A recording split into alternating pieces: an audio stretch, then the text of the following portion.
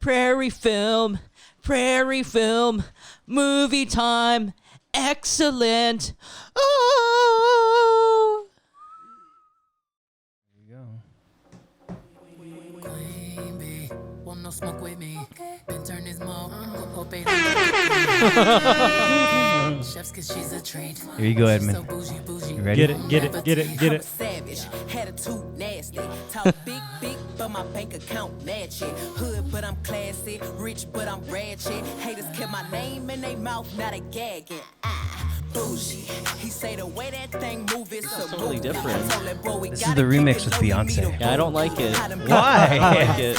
Why? She ruined it. Just wait. Here we go. She ruined it. I'm a savage. Classy, bougie, ratchet. Sassy, moody, nasty. Ratchet, stupid. What's happening, bitch? What's happening, bitch? I'm a savage. Classy, moody, ratchet. Sassy, moody, nasty. I love Nasty. you. I love you. I love you. Nasty. Okay. That's nasty. What the heck? Well, that is a great way to introduce. We're on episode 4, right? Yep. Yeah. We haven't done so many that I A shouldn't New be- Hope. I shouldn't be remembering the number. We're at 4? We are. Episode 4, Resurrection. It's a long 4.0. Okay. Prairie Yes. Home Companion Resurrection. So welcome to another episode of the Prairie Film Companion. What? I am your host, Gerardo Ramos. I am joined here today by our savage Edmund Rotilla. and his co-savage Anthony Gertz. and his co-savage. Kyle Eduardo Bar. Ooh. And we're just a bunch of savages. Savage. Classy, bougie, ratchet. Sassy, moody, nasty. Ooh, nasty. Stupid. What's happening, bitch? What's happening, bitch? I love that. All right, beautiful, beautiful. Well, gentlemen, good to see you again. Good to see you. Episode number 4. Kyle, we actually had a wonderful day without you yesterday. Does anyone Well, wanna that's tell usually most days without me are wonderful days. We went to the mountains yesterday. We went My to mom used We to tell did. me that when she tucked me in. And now I tell my therapist that every day. And it's okay. No, I'm just joking. None of those things happened. Yes, we were in the mountains. I was thinking while we were up there, I was like, wait, this is great bonding time without Kyle. I was like, wow, imagine if we went out there as a podcast to bond.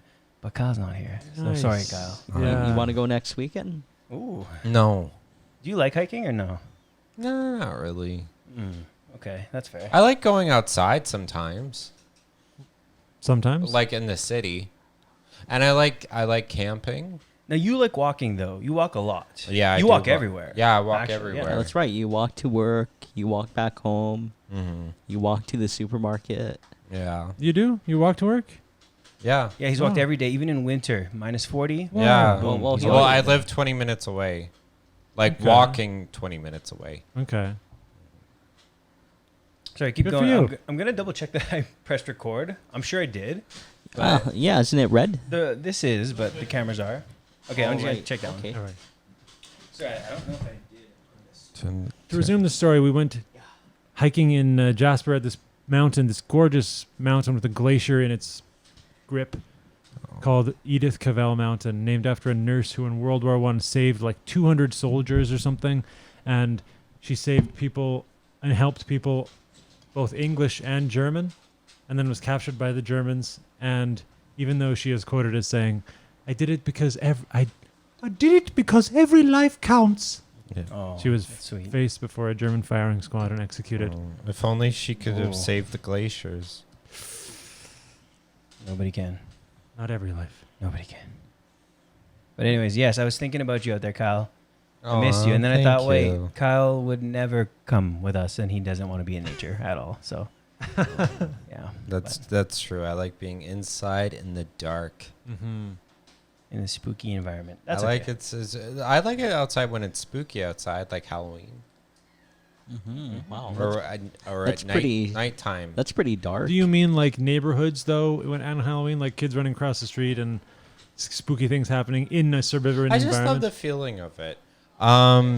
We speaking of dark, a French word for black is Negro. Noir. Imagine if we would call it film negro. Could we really have That'd to? be very we have to different. stop talking. Yeah, we'd really have to be careful with that E. How we Very pronounce that. Thankfully, it's not Yeah. in Spanish. It's in French. Yeah. Indeed, yes. And this is a great segue Aw. to our first topic, which is It's really a perfect segue. film noir and neo-noir. Yes. Now, I want to hear what you guys define that as, because it can be really broad and it can be, okay, black and white, what that means. I also, before digging into noir, want to have a talk about watching black and white films now. What that means to you, what it's like, what you think other people think about it. But first, let's talk about noir and what that means. Yeah. So noir was filmed starting in the 1930s and even a little bit in the late 1920s, heavily influenced by German expressionist cinema. The themes were often very dark, very adult, and usually revolved around crime. One kind of proto-noir movie, I would say, was Fritz Lang's M. And it's interesting if you look at that era, the Depression, the two movies were either like bubbly musicals or film noir, which is the exact opposite. Yes. I want to add a little note here that the plural of film noir is not film noirs, but films noir. Films Ooh, noir. films noir. And that German expressionism piece, that's interesting because a lot of these German filmmakers came over when? 1920s, 1930s. For reasons. What were those reasons, do you think? They were part Jewish. Probably wanted to move. And Yeah, it could be their Jewishness. It also Fritz Lang, you know, like he was actually appointed by Goebbels, the great propaganda minister who worked for Hitler, appointed for Fritz, or offered an appointment to Fritz Lang to head up the leading German studio. But of course, we all know about the Nuremberg decrees, and life was getting more difficult for Jewish populations in Germany. So Fritz Lang was like I think it was like 1933 or somewhere in the mid 30s. He's like, I'm out of here. Yeah. I'm part Jewish. suck a Life is D, gonna be big G. difficult. That's what he said. So he left, and he had a very successful career in the United States, making what films? Well, film noir a lot. Film noir The films, big more film noir Heats. films. The Big Heat, other ones. Yeah. Did he do The Maltese Falcon? No. that's, But Peter Lorre is in that, and he also moved. He was an That's actor. right. Yes. Who was in M? Who was in he Fritz was Lang's in M? Yeah, I think which is wonderful. one of the maybe it's always in top 10. It's one of the examples of, you had this wonderful line when we talked about scary movies where you said, and I have quoted it often since, that scary doesn't age well, but creepy is Creepy timeless. does, And that's yeah. such a creepy freaking It's movie. so That is. creepy. and it ages so well. It's maybe creepier than any. So it's about a child molest. It's way creepier than any movie done about that now. Yeah. Also a great comic book adaptation. Oh, those, really? For those comic heads out there. That I did not know. Yeah. Yeah, I read comic books. Sorry, Not on sorry this to have you podcast, you on. don't. Not on this podcast. But that was interesting because I loved it. I saw M when I was in film school, and I remember it hit me like super hard. I was like, how can a black and white film be this exciting, this creepy, this intriguing? And recently I'd shown it to my friends, and I'm not saying that it didn't hit the same for them, but it was a little more like, okay, why did we just watch that? And so really? why? Yes. And so my theory behind it is maybe simply because it was black and white. Right. Maybe there's 1,000 other things, but Let's talk about that. Yeah. I wanted I to think kind of discuss that a bit. I've always felt the general consensus among people, everyone of any socioeconomic anything, is black and white is elegant, classy, looks gorgeous. I Like, think it also everything- means Calvin old, Klein ads, and yes, it does mean old. and thus probably kind of boringer and like out of touch with now. If it was a color movie from the late 1940s, early 50s, with the everything else being all other things being equal, do you think they would have liked it about the same? I think so. I think so, which is an odd thing to say, right? Like, why does a movie just have to be beautiful and in color to attract you like that. Mm-hmm. No, Obviously- I'm saying I think they would have disliked it as much as they had. Oh, you think so? Yeah. I don't know. Maybe it's tough to say that. I but- just don't think they were engaged. Are they ones to watch things with subtitles? Yeah, they don't mind. We've seen. I mean, they love anime films, Japanese films. We've watched a ton of other. Well, anime is a little bit different. Yeah, I'm just saying they've done that. Can we They've think read. of contemporary examples of black and white movies that are not referencing the oldness of it? Because right now, what's springing to mind is The Lighthouse, but that movie is That was made so to be old. Clerks. Clerks, that's a great example. Yeah. So would that hit better if it was in color? That one I would say probably, I'd say yes, right? Yeah. Which is the weird thing. because it would feel contemporary, which it is. But that's, I guess, a matter of opinion. Right. Or even If I can cut you off, Roma is Roma. another one, which I think would probably be amplified all the more with color. Yeah, you're It is right. saying something different when it's just in black and It's white. a recollection. It's a memory. Yes, exactly. And then it evokes that. But when it's in color and you get this flourish, I think of the beach shot when it's this long tracking shot out into the ocean and you see the sunlight spilling back. I mean, it does something in black and white, but I think it's just much more rich and full in that color spectrum. So, I mean, on my own viewpoint, my own personal viewpoint, I think there's great value in looking at how films were made in black and white. And it's this weird, I always have this weird thing with it now. Like, for instance, Roma, I'm like, okay, why is it in black and white? Does it need to be black and white? Is it just for the memory? Is it just for the fact that this is trying to imitate a memory? Or is there something more? And my instinct is that there is something more. I just personally can never really articulate it. Right. I don't know either. Yeah. Another example of a modernish movie was Tony Kaye's 2000 American History X. not American Lake of Fire. Lake of Fire, the documentary That about was a abortion. Good one. And after he made American History X, he spent 15 years. There's segments in History X though that are in black and white. Like he likes that thing. Right. And for me, what stands out from Lake of Fire, which is an investigation of abortion from everyone's perspective, people who are against it for religious reasons, people who are going through it. They film an entire abortion from point of crisis through to after it has happened. The doctor's perspectives, people who have been through its perspective, People who are in the middle. people who are totally in the middle, and in that way, the black and whiteness of it has this direct metaphor of being. It's an not issue- black and white. Yeah, it's gray. yeah. It's all gray. Oh, that's very good. Wow. And so maybe he's doing that in American History X as well. yeah. Yeah, that's a good point. And so stylistically, for a documentary like that to be in black and white, that's kind of cool. That's That pretty is cool. That is great. He's a right scouser. Yes. I've in Wizard of Oz when she moves from black and white or sepia, let's just say black and white, into color. There's never been a moment in movie history before that or since that captured that. Like there's been other movies where they dealt with color in black and white and it hasn't felt like that. And I just say in general, that moment, like where she's in Technicolor, that's never going to happen again. That was its own thing.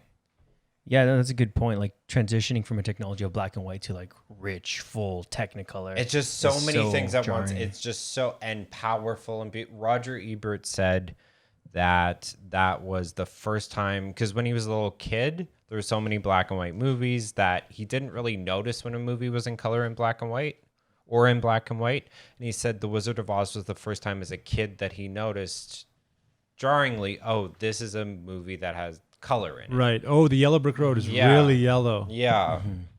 Uh-huh. So then now as we watch movies 2020, looking back, obviously there's a period of time where it just was black and white, where it was made like that. But what I just wanted to ask you guys, what value is there in it for us? What in terms of your viewing experience, is it a different film than say a movie from the 90s and the 2000s? Of course. But in terms of you viewing it as this moving image, is the black and white thing different, or can you still engage with what the movie is? I feel like it makes me feel about the same. I think other things like grain and noise make me like engage differently, not necessarily positive or negative. Yeah, it really is just different. Yeah. Like the light variation that you can get in black and white versus what you can get in color, it's kind of like comparing 2D and 3D. And without any value judgment, because with color you have this extra variable of color. It's not just light and darkness that you're working with. You're working with color, which is another layer of dimension, another dimension of complexity. Whereas with black and white, like we were talking about, what defines a film noir, it's a lot of those style elements, long shadows, chiaroscuro lighting, which is really like just the way light falls on a subject, like in Rembrandt and Da Vinci and Caravaggio. Yeah. Just the way a single light source falls unevenly on a face or on the side of a building. It's so wonderful to capture that in black and white. Whereas if it's in color, then it's this whole other dimension of meaning, really. Yeah. And what those colors mean. Whereas film noir is, I'm thinking as I'm speaking now, so I maybe, but it's film noir as a genre is great to render in black and white. Yeah. Because it's like that metaphor from Lake of Fire. And This black and white black world. and white crime, and it's Morally, I never thought of it that way. I haven't either until just now. And our main character, who's usually an idealist on the verge of losing his idealism completely. Yeah. The detective who is still kind of in it for the right reasons, but he's compromised himself, and he's asked throughout the movie to compromise himself in order to, solve the crime and do the ultimately right thing. Right. Which I guess then you can make a real case for Batman being a film noir character, but I guess we can maybe get to what falls outside of the bounds and what doesn't. Right. I've always felt that film noir movies, the heroes right out of the gate are very cynical, and then they get even more cynical. At the end? Sunset Boulevard, because I felt it was very much the feeling of the time, the 30s and the 40s, where everyone was kind of cynical, and I know the score, see? Yeah. And then it's like, wait, maybe I don't. Like the guy at the beginning of Sunset Boulevard, he's not rosy-cheeked at the beginning. Like, he's already kind of rode hard. Mm-hmm. And then it gets worse. That's the feeling of film noir. And then it gets worse. Yes. And then it gets worse. Yes. Another element of the film noir, which I think we need to discuss, is the femme fatale. Also, like films noir, the plural is femmes fatale. Femmes. And the film, that's another just it's a trope that needs to be in a film noir. Nice of you to drop in. Yeah. Of all the gin joints in all the world, she had to walk into mine. That's Casablanca. I don't know if that's exactly noir. I wouldn't call that film noir. No, it has a lot of tropes from that era. Yeah, like the suits and the fedora lighting. And sadness. Yes. Yeah. And in a way, romance movies have that femme fatale noir element, but it's much more sympathetic to the femme. I think it's just that was kind of the feeling of crime. Like if you look at any particular decade, you're gonna see elements from what we're most familiar or most stereotyped bleed into the others. Right.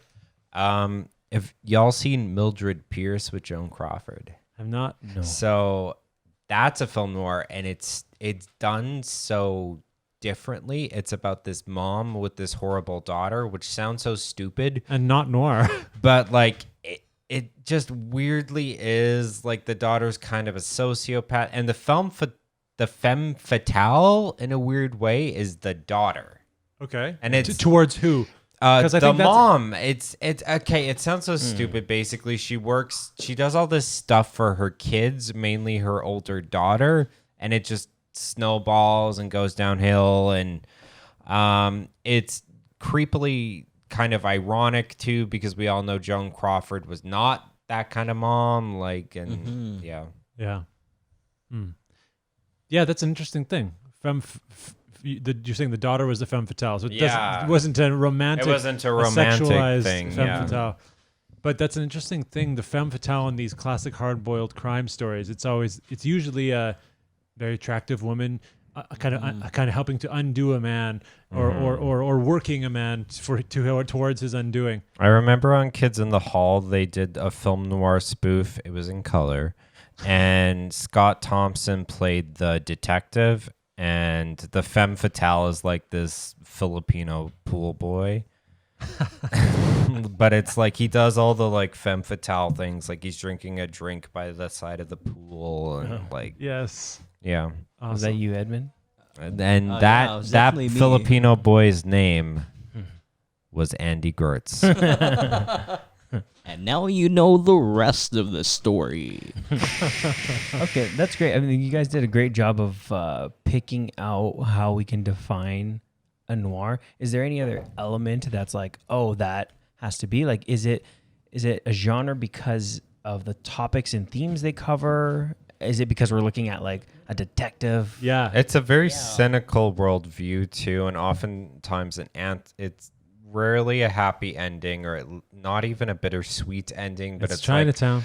It's Chinatown. Yeah. Yeah. Fedoras. Edmund, do you mind putting on your fedora for illustration? Oh. For all those watching on video, and you should really watch on video because Gerardo is naked right now. Edmund Rotea has put on a fedora. And as soon as you put it on, I'm going to snap it to black and white. Oh, I'm just going to leave it in black and white. It's just easier. Do it. Yeah.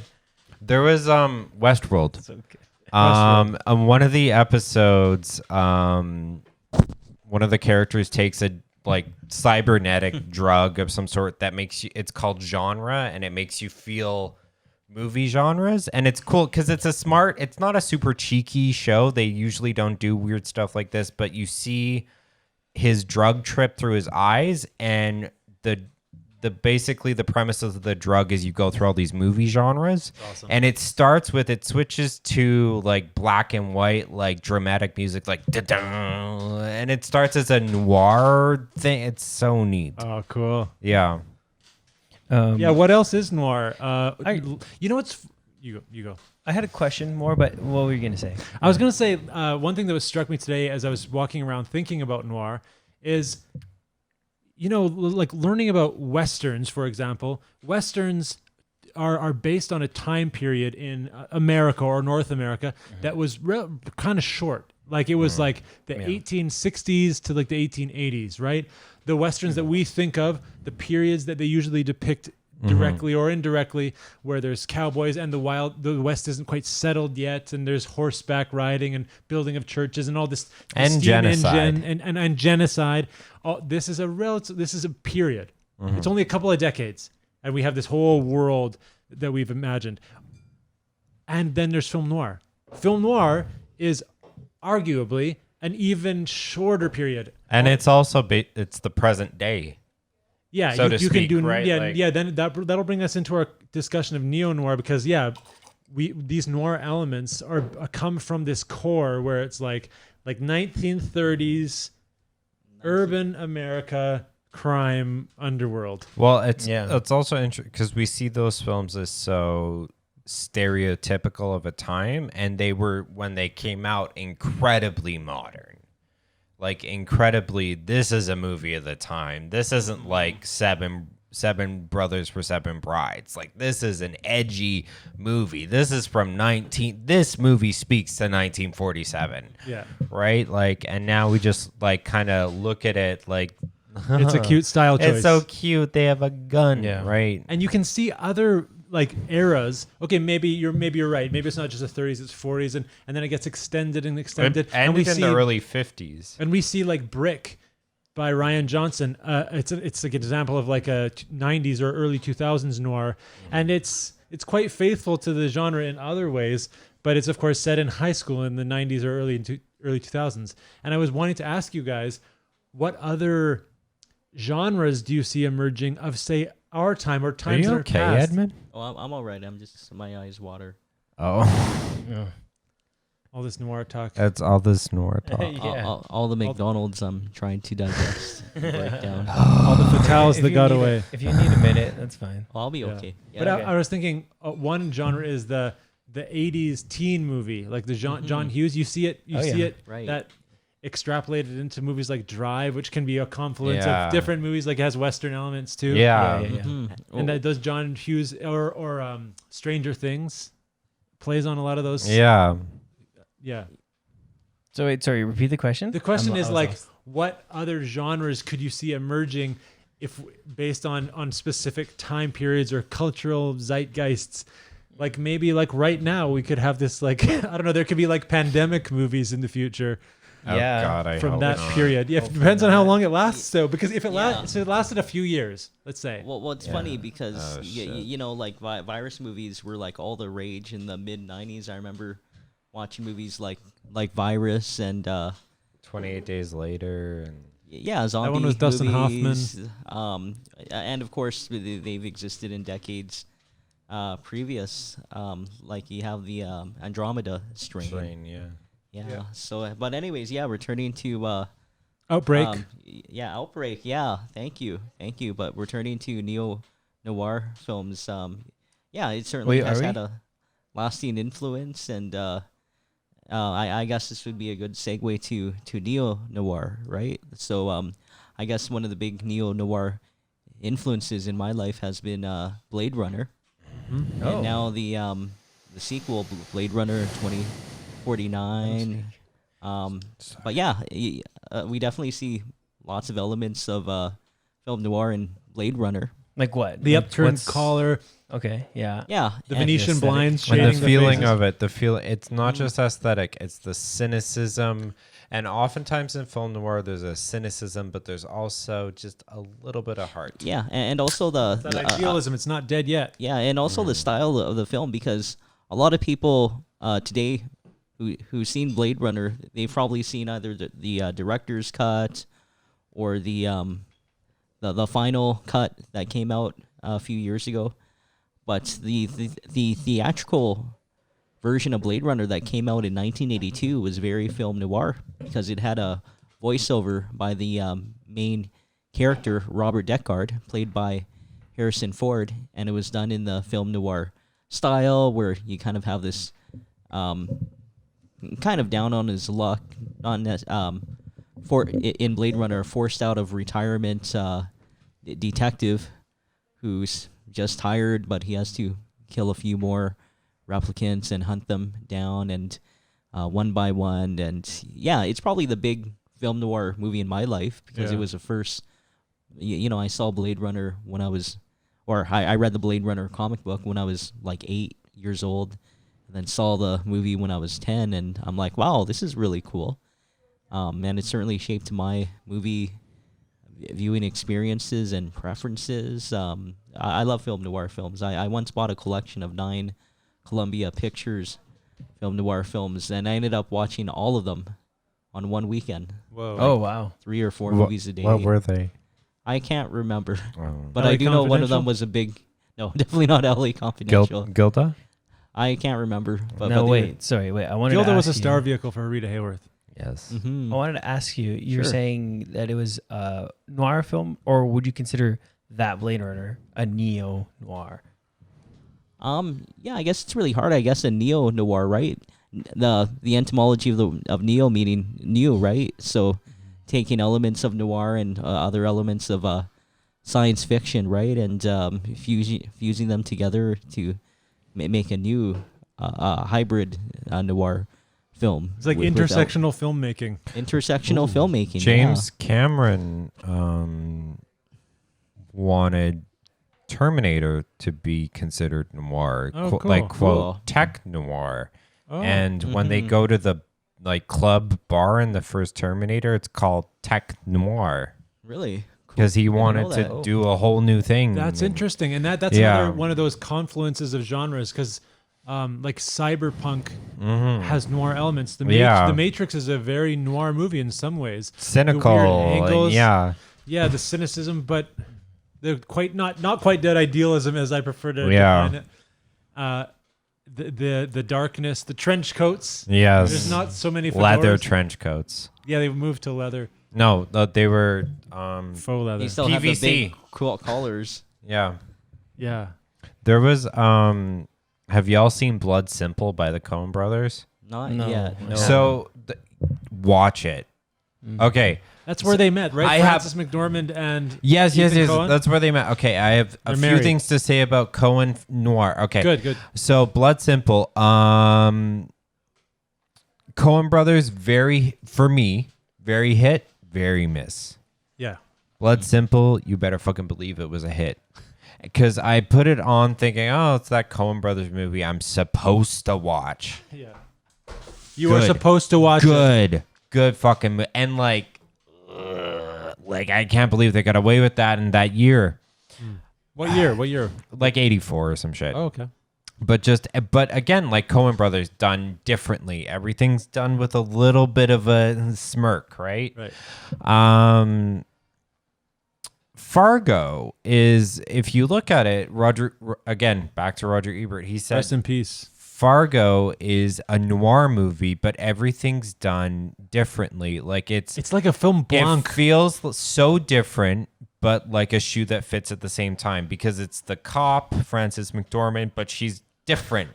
Oh yeah, son of a gun or something. Like everything's done differently, but it still feels like noir. That's interesting. Yeah. Yeah, there's no cynicism in that character. Yeah. She's optimistic. She's healthy. She's yeah. boundaried. It's like the most beautiful speech in a movie ever at the end when she's, and what was all this for? A little bit of money, you know. Which is what it's always for. And that if you put that in a noir, the most noir movie from the late 30s or early 40s, I would have believed that. Right. Mm-hmm. That leads me into a movie that I would love to talk about, if you guys don't mind me keeping the conversation on noir before I move to film noir, which is a movie that I studied in film studies, which I took with Gerardo. Mm-hmm. And I don't know if we watched this in a class together, but do you remember The Killing by Stanley Kubrick? Who's that? I didn't watch that. Stanley Kubrick? No. Stanley A. Kubrick was born in 1923 in Brooklyn. He was born in Brooklyn? Yeah. Oh, I thought he was British. And a lot of those... No, his wife was British. They moved. Oh, right. Yeah. Full Metal Jacket was filmed in Britain. Get out of town. And so was Eyes Wide Shut. Wow. Yep. And his first movie, the movie that really put him on the map, was this 1956 noir called The Killing. And by most metrics, it is a classic noir. It's lean, it's short, it's about a heist that goes wrong. It's about it's about a thug, so it's not about a private investigator, but organizing this heist and it going badly. Is this the horse track one? It's the horse track heist. Nice. It's a great movie and it's short. Criterion Collection. It's wonderful. It's the first matchup between Stanley Kubrick and James Harris, the guy who produced all of his movies after that, and it's a classic noir. But there are so many things that stand out. And you mentioned narration. This another trope of film noir. And she walked into my office. You know, this first person narration. But in that movie, it's an omniscient narrator. Yeah, and I don't remember that. I want to quote you the way they introduced the main character played by Sterling Hayden. Basically, the reason the movie got made is because they wrote a really tight script. He wrote it with this hard-boiled fiction author, sent it to Sterling Hayden, and got him, and thus got the movie made. And the way that the script introduces the main character is, about 7 p.m. that day, Johnny Clay, perhaps the most important thread in the unfinished fabric, furthered its design. Ooh, that's tight. The narrator knows everything. The narrator's like playing God, and the all-knowing. The narrator is God. Narrator. Yeah, which is a bit unusual. That's so film noir to think that God would be almost cynical. You're right. Yeah. Isn't he the biggest cynic of all? See, kid, see. And in that movie, there's the femme fatale is this wife named Sherry, played by Mary Windsor, and there's a scene where she's working her husband, played by Elisha Cook Jr., who is this really reclusive actor who plays the 2-bit thug in Maltese Falcon. She's working him one time, and she says this to him. She's saying that affection is nice, but ... She says, all you've ever done is talk about loving me. That's all I've ever had for the last 5 years is talk. Now that you have the chance to do something, buy me things ... And scene ends. Yeah. And then it cuts to Johnny Clay, played by Sterling Hayden, going into a store, and it's saying he's entering the Academy of Chess and Checkers, which is in a way a very wonderful pun for the Academy of Chumps and Suckers. Chumps. Oh. They're doomed from the start by this clever omniscient creator, this narrator, this like the filmmaker himself. And the lucky horseshoe and the yeah, and Oh man, I have so much more to say about that. But a note about chess. Chess comes up a lot in Kubrick films, which we've talked about Kubrick a little bit before. But chess was a way. A little bit. There was an actor named George C. Scott in Kubrick's Doctor Strangelove, and George C. Scott was a real Marine, turned journalist, turned actor, and a way that Kubrick like won over George C. Scott was to play him in chess every day. So he got Scott, this sort of hot-headed Marine, to respect him and trust him. Okay. Even in things like, could we argue that Inspector Gadget is Noir? well? Yeah, he's got a trench coat. He's got a trench coat. fedora. It's got cynicism, tech, but also a little bit of heart. Is there a femme fatale in? Yeah, Penny. Penny. Inspector Gadget. With their cool computer notebook and Dr. Claw in the flying car? Yeah. Oh, Dr. Claus. He had a cat. And In the movie version, they actually show his face and what he looks like. he looks like Jason So, from Friday the 13th. Is that considered neo-noir? I would. You know what? No one else is making the rules. Yeah. Let's say it is. Ladies and gentlemen, Inspector Gadget is noir canon. You heard it here first, and probably only here. But then you would also have to include the live action movie with Matthew Broderick. Ladies and gentlemen, Absolutely not. the live action Inspector Gadget with Matthew Broderick is neo-noir, as is Peppa Pig. So that's an important question, actually, because it feels like once you start defining and looking at what we would call a neo-noir film, it feels like because noir, as we know it, black and white, cops, lighting, that sort of thing, has kind of spilled into so much that everything's neo-noir. Right. Is that fair to say? Or can we confidently say Nah. neo-noir is this? It's a certain feeling, a certain look. You just said Inspector Gadget is neo-noir. How fucking ridiculous is that? But you know what? That's the so outfit, goddamn ridiculous. The outfit outrules them all, which The is voice, our, which the by voice. the way, Trench coat? by the way, is our second topic. Iconic costumes. Iconic Inspector costume. Gadget. I mean, film noir in general, the trench coat and the fedora is like one Yeah, of the, like that alone sells it. just like the cowboy hat and a gun defines Yeah. a western. So there's a lot of cynicism in film. That doesn't make it noir. No, but the outfit does. Yeah, and is Just enough noir then a genre or is it a style? Interesting. Or is there a difference? Is there a meaningful distinction between Would those you two words? consider Terminator noir? No, I wouldn't. But because Right. I make a distinction between action movies, which in some ways it feels like a very classic. Kyle Reese had like a trench coat.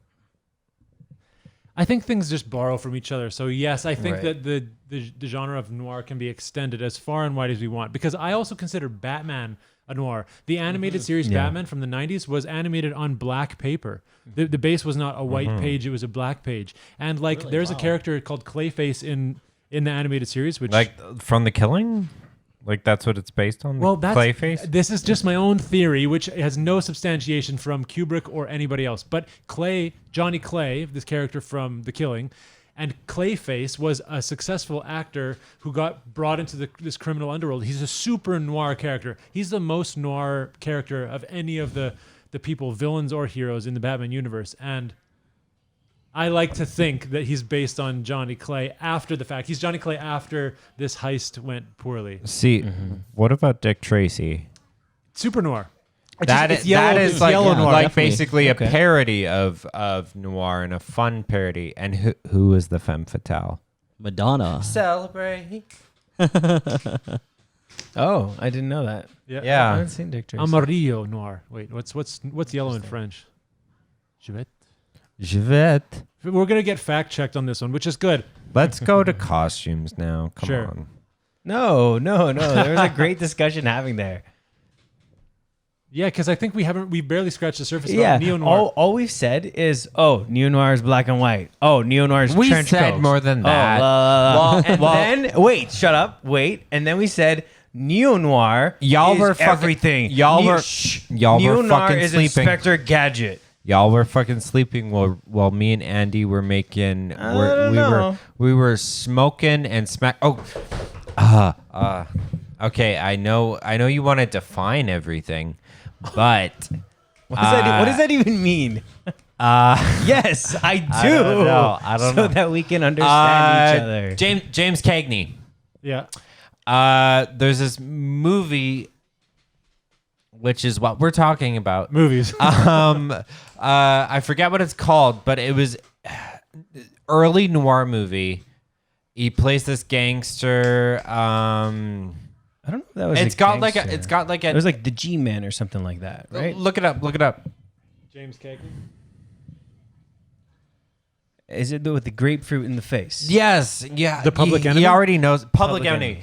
So there's a scene in that movie where he's talking with not the femme fatale, just to quote, like, kind of dumb girlfriend at the time, and she says something just off the cuff, and he's like, this is a movie from the 1930s. He takes a grapefruit and smashes it against her face. What? And it's like that's edgy for now. I can't imagine how disturbing that would have been to an audience in the 1930s. And it's like, it's hard. Like the director said, no, just literally put it. Is it okay if he just literally puts the grapefruit like this on your face? Uh-oh.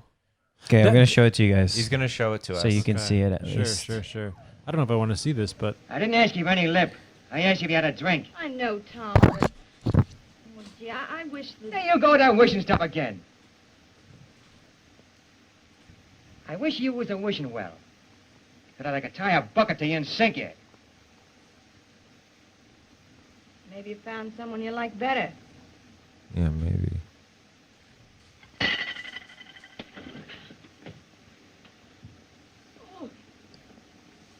what a jerk. Yeah, it's pretty vicious. And that's what I mean about this. The And whole. that hurts It's your eyes too. It's so subtle, though. I thought it was more violent. This is what I want to. That's violent. Let me if say someone something. did that to you. Let me say something. This is what I wanted to bring up about the whole concept of the femme fatale. It's like, do you think this reflects a lot of these presumably straight male authors' frustrations, misogynistic views? Yeah. Do you think it- 100%. It still does. It still does. Even when they're not trying to. We can't help it. People can't help it. Because we're fucked up. And a lot of the like what I just mentioned about Sherry's character in The Killing, she's like, affection's nice, but materialism's better. Like, you got to follow through on that. She's not a good loving partner. And in the end of that, Elisha Cook Jr.'s character kills her as Fancy well. words don't get me a white picket fence. Right. Is that the one where she says, he says, what's for dinner? And she says, oh, well, it's at the grocery store. Right. You just got to go get it. Just an awful person. Yeah. Yeah. Sorry, I missed the point you were getting at. Like, this femme fatale, it's written by these hard-boiled men for these aspiring hard-boiled men, this male audience. I just like seeing something like that. I just, You know what? They were a lot of them were probably just like the writers and viewers of now, nerds writing for nerds. Isn't that just Or what, just like... guys writing for guys, people writing for people. film noir writers are the incels of yesteryear. Is that what you're saying? Well, like, it's not like, okay, if you said Rod Serling, that would be different. He fought in World War II. He did A lot of all them this did. shit. But not in the 30s because it didn't happen yet, right? Well, like, maybe World War One. Like, I don't know how hard boiled a lot of these guys were. Like, we always tend to over dramatize and romanticize not just the movies but the people of yesteryear, Right. and the creators of yesteryear, and maybe they were kind of just Like Kubrick. we're so willing to criticize the writers and directors of now. Right. Well, hold on. But- Sorry. I don't mean to take away from that. All I'm trying to get at is like our definition of noir and neo-noir to someone else looking on the outside is kind of like, oh yeah, again, black and white, everything else. That just seems what it's like. Right. To me, again, I think what we were No, touching we said on. cynicism with a little Right. bit of heart, But I don't think that. But I Crime. think Gerardo's right in saying that a certain That- worldview. But that's not noir. That's not noir. That is noir. That's not just. It's common to a lot of noir. Okay, outside of those other three things, what else? I think it's useful to define something by its most narrow definition sometimes, and then just allow for exceptions and extrapolations, because Crime, cynicism, 30s and 40s, post fedora, a time around World War II. a guy, a femme fatale, private investigator is pretty common, and crime, questioning morals. right? And then everything that's playing on that can bring in other elements like Blade Runner does, or LA Confidential, which is And actually drinking at 1 p.m. always and smoking in your honey office. all the time. Venetian blinds. Yeah, I mean, Venetian blinds. I only challenge you guys not to say, "Oh, your definition is wrong," or that I have something better to put, because honestly, I don't. And a lot of your definition does crystallize on what I think is film noir. But what I feel, at least when I'm thinking about these movies and looking at them, to me, it always holds a little more value to think about what you guys were touching on a little bit there at the end, which was, what does this genre, however you define it through these characteristics, say about that time, right? You're saying, oh, this is a very specific time. So Right. what does it say about then? And then what, thus, when it's being borrowed, does it say about another, like our current modern one? So I guess to me, what's more interesting is not necessarily defining them hard and fast, but being like, what has that genre done to filmmaking now, right? Which is what we're seeing. So I'm not like trying to like shit on like saying Inspector Gadget is noir, but like how is it? Where's the cynicism? I was being a little facetious and a little cheeky there, but I would say, like world history, it goes in waves. The 30s and 40s were obviously an incredibly tumultuous and sad time. And let's keep in mind that a lot of the great noirs came out not in the 30s and 40s, but in like the 40s and 50s. Yeah, and then It's slightly shifted to post-war. But Germany hit it earlier. And then the 1950s and 60s were different, and then coming into the later 60s and 70s, it got darker again, and there was a reaction to that. I feel like whenever things are more tumultuous, the media is more bifurcated. So it's whenever things are, and I would say even now, we have these stupid superhero movies and Black Mirror. Right. You know, like, So because now is a very tumultuous time. Right. And that is actually a great question. You know, as I watch something black and white, it always feels like I'm looking back on something, even if it was something like Roma or The Lighthouse that was made in modern times. It feels like a look back, right? Mm-hmm. So maybe even as a fun exercise, and this can maybe be like the last little noir pocket we land on before going on to wardrobe, which I'm excited for. To clothes and costumes, yay! What does a noir film made today look like about our time, given that the only caveat here is that it is not about the pandemic. It is not about a virus. Right. It would be in color and it would be dirty. I think noir means something completely different, because I think, like Kyle said, noir, I think it's a nice way that you put it, that the noir wasn't emblematic of the big movies of the day. The big movies of the day were more optimistic, and the studios had many more financial returns on these more optimistic movies than they did on the noir. Well, they did make bank off film noir. What I was saying is there was there was happy musicals, right, and then noir. And there's dark underbelly. There wasn't as much of the mushy middle ground. Right. So I think that now a noir doesn't have the same cultural meaning. Like, it doesn't reflect our cynical values because we're not living in that time. Like, seeing a noir now could be an optimistic thing because it's like hearkening back to this simpler time of the 30s. Remember when they just shot each other and smoked afterwards? Yeah. Jesus. Yeah. So it doesn't carry the same cynicism that you're saying defines a lot of noir, which I agree with. Mm-hmm. Would you say that there's more of that now? More cynicism? I'd say there's almost like it's not even more cynicism. It's just changed. It's more sarcasm. I think there's that's way difficult more for us cynicism to say because we've only been here since the 90s and late 80s.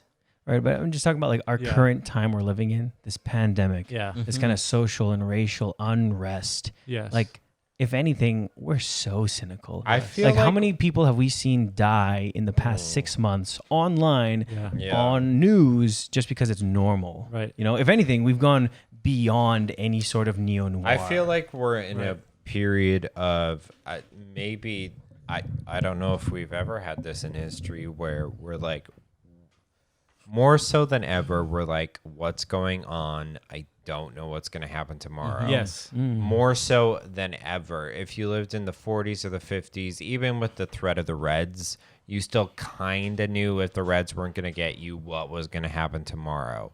Okay, Now I'm it's not like, sure. what's going on? And the people in charge don't know what's going on. And that's not a cynical statement. It's just they're in the same boat we are of like, I don't know what's going on.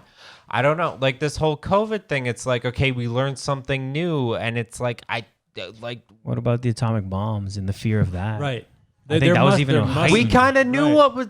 No. We kind of knew. I don't know. We didn't. No, we didn't know how the movie was end, but We just don't know. But Like, we knew how the movie was going to play out. The movie's either going to have two endings in that. This, we don't even know where we are in the movie. But I think that's a position that we can obviously take now. In the present moment, you always have to take that position that you don't know what the future is going to be. I think probably in that time they had the same. No, I don't think it's as simple as that. I think more so before the recent period, it felt like we tomorrow's either going to have two endings. And now we don't even know how the rest of the movie's going to play out. We have no idea. It's like, what the fuck is going on now? What's going on now? I don't know that we have more cynicism, because I still see that people are taking to the streets for political fights, and people aren't totally hopeless. I think like seeing people working together, wearing masks and staying inside shows that people are still wanting to be practical, and that's, to me, practicality is kind of a form of optimism. But I think that we are more like ironic than ever.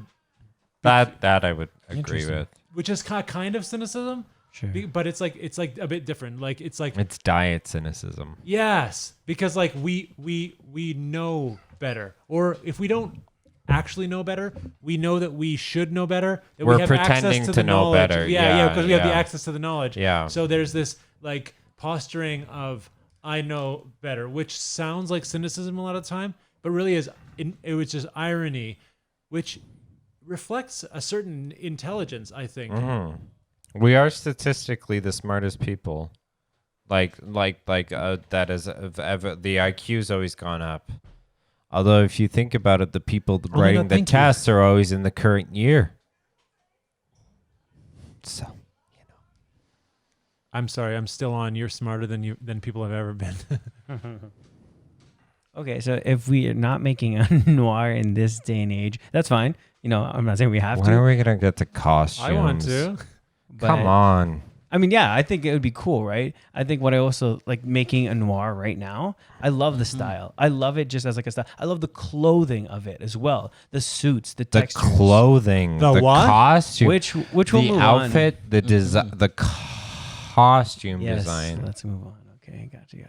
All right, so yes. Was I remember- 54 minutes not enough? I'm sorry, Gerardo. He's getting pissed off at me. Ladies and gentlemen. Go ahead, whatever you want to say, Kyle. This is all now your podcast. No, this is your podcast. You're supposed to direct it.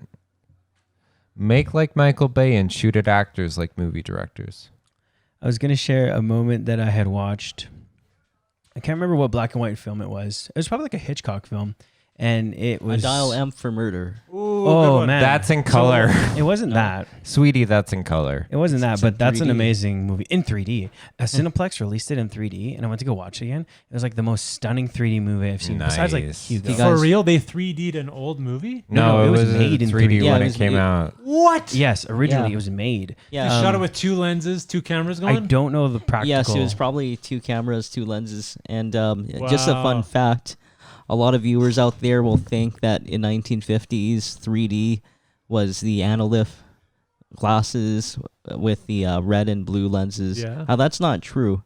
Movie theaters have had polarized 3D lens projection technology for almost a century. Like it began in the I didn't know that. yeah, like so a lot of movie houses in the, or not a lot, but some movie houses in the teens and 1920s and 30s, they had the silver nitrate screens that you need for 3D projection, and a lot of the glasses were kind of the similar glasses that you get at the movie theaters today, like the Real D glasses that you wear, and you put it on and you see 3D. It's not the Analift 3D, but yeah, sorry, that's just a little. Why don't you go ahead and tell them I about had no 4D? I had no fucking technology. idea. Yeah. Why don't you go ahead and tell them about 4D, Edmund? Oh, right. Okay, so I guess Smell-o-vision. I'm trying to keep with the themes of today's podcast of neo-noir, or of film noir, neo-noir, and costumes. But another technology that we have now in a lot of North American theaters is 4DX. And people are probably wondering what 4DX is. What 4DX, it actually originated with the South Korean company. And it's just another way for movie theaters to provide a unique home entertainment experience that you can't get at home. Because as we know, the price of large screen LCD, LED televisions has fallen substantially. And sound systems have gotten a lot better. You can get a rich home theater experience for under $1,000 or a few $100s at home. So for movie theaters to compete, just as movie theaters competed with the emergence of television systems in the 40s and 50s, movie theaters have implemented 4DX. And what 4DX is you have a seat that vibrates, or it doesn't just vibrate, it actually moves around, and to coincide with the action on the screen, and then you have all these environmental effects. So I went to see a movie, Terminator Dark Fate, way back in November, and they had environmental effects, like there's some wind, there's a little bit of mist to emulate rain, there are these kind of strobing lights to add more to the ambient experience of watching the film. I think in some 4DX presentations there's even like snow, and then there's even smell too, so you can smell the film. Smell-o-vision. So me and Gerardo and a few other friends recently saw the Train to Busan 2, or Train to Busan Presents Peninsula, which is, you can argue it's either a sequel to Train to Busan because it takes place several years later, or it's a zombie movie set in Korea, cashing in on the popularity of the first film. So it's only related to the first film by title. But it was in 4DX, and if you really enjoy the experience of riding in cars and feeling the bass of the muffler and moving around violently in your seats as the young lady does an endless number of drifting, then you'll definitely love movies like Train to Busan Presents Peninsula. I'll just call it Train to Busan 2 for the purposes of simplicity. And that was a movie in 4DX. But yeah, like I guess, I don't know, could you consider Train to Busan a neo-noir film? Would you? Okay, I was going to make a joke, but now I'm kind of serious. People are depressed. And Showgirls kind of noir, cynical, yeah, shady crime, shady characters. Mm-hmm. Girl moves to big city. Can we talk about the costumes in Showgirls? Do you think how was your Edmund? How was your 4DX experience of Showgirls? I never saw it in 4DX, but I still You're supposed to play along and say I had to bring a raincoat and all this shit. Okay. You definitely need to wear a raincoat if it was remastered in 4DX. Bring your rubber. But yeah, we made Gerardo leave. I hope you're happy, Andy. I'm not. I've never been happy. So that's my TED Talk presentation on 4DX. I love that you shortened Train to Bhutan Presents Peninsula to Train to Bhutan 2. Oh, it's it Train is to shorter. Busan. It is shorter. Busan. No, not I'm Bhutan. sorry to our Korea zombie movie. Who are they gonna bite next? Yeah, I wonder what probably the next. More Koreans. More Koreans. I wonder if North Korea will make a movie train to Pyongyang. Train to Pyongyang. Did they get the disease from Parasite? So now we're gonna talk about costumes. Sure. Yeah. And now to begin our second segment on costumes. Andy, can you start us off? Because I didn't know where I was going. Hold on. I'm having a little bit of. You're the one who's dressed like are we like a hippie. Well, I think Like a cowboy hippie. it depends on where we want to go with this costume discussion, because we talked about how certain genres are affiliated with certain costume choices. Film noir being a fedora and a trench coat, westerns being a 6-shooter revolver and a cowboy hat, and perhaps a nice tasseled vest. Give us a good twirl. I can't twirl in the chair, but I'll give you a shimmy. He's being modest. I'm being modest because I was told the last episode was a bit vulgar by our biggest fan, Uncle Keith. Thank you for listening, Uncle Keith. We love you, Uncle Keith. You're the best. You are the Thanks best. for listening. Yeah. This episode was sponsored by Uncle Keith.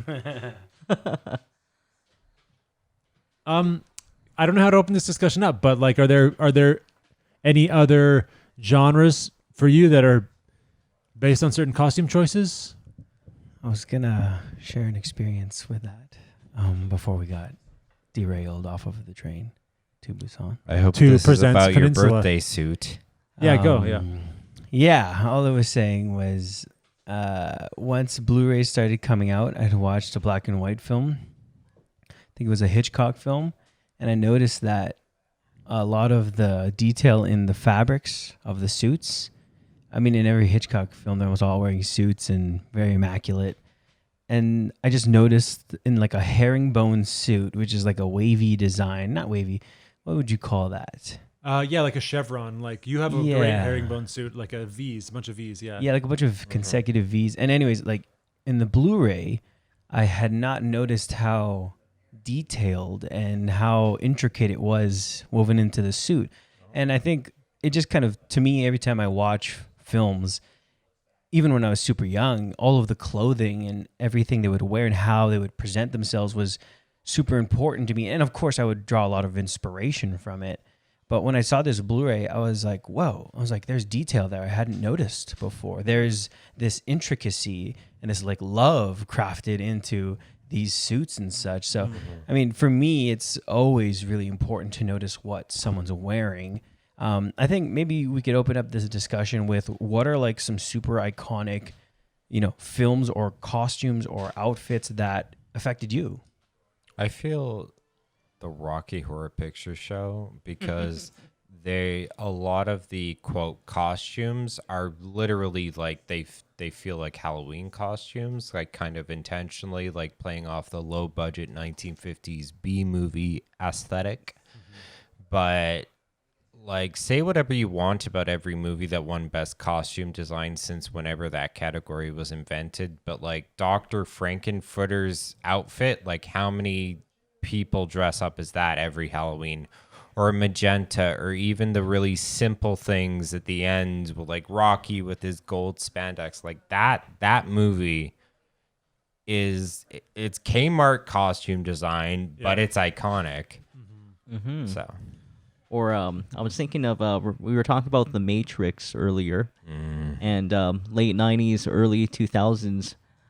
It was just unfortunate that The Matrix came out when we had the high school shootings that started to occur, like the Columbine shooting, and then we started to trench coat mafia. But I remember I had friends and even a guy in my fraternity in the late 2000s who he would wear like the black shirt, black pants, black leather coat, shades, as if he was Neo from the Matrix. And yeah, I remember going to like kind of comic book collectors conventions, and then you'd see kind of a subculture of the cyberpunk Neo wannabe types. just say virgins. But people, nerds who were trying to be cool. Oh yeah. And they were trying to emulate their hero, Right. Neo from the Matrix, but they definitely didn't look like Keanu, or But were but you they thought they were cool. were you looking at those guys in the trench coat, or were you looking at the woman in the red dress? Yeah, that's right. It's a Matrix reference. Yeah. What Film was noir like? though, femme fatale. What was like? That's a noir. Is there movie. something that you liked from a movie, like a piece of clothing that you wanted to emulate and wear? Like, is no, your I never famous dressed up as fedora- Neo. No, not Neo, but like something else. Like, is your fedora from somewhere or? Yeah. Good question. I don't know. Edmund, for those viewers and listeners that aren't familiar, Edmund Rotea, Saint Edmund as we call him, is one of the style choices that define the genre of him is this fedora. He's got several. He knows how to flip it. He was wearing one on our hike. Yeah. Go for a double flip. He can do it. Yeah, he's the man. Does that come from a movie? No, I think what it was is fedoras were always on sale.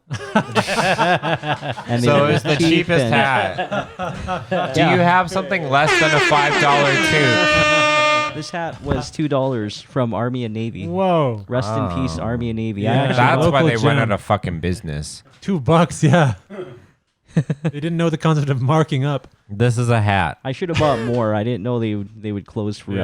That's actually a really well-made hat too. Like, it's got sturdiness to it. And it's cheaper than hats at the Dollarama. They're $3.50, $4. This was $2. Ladies and gentlemen, see how durable. Like a brick. And it's made out of paper.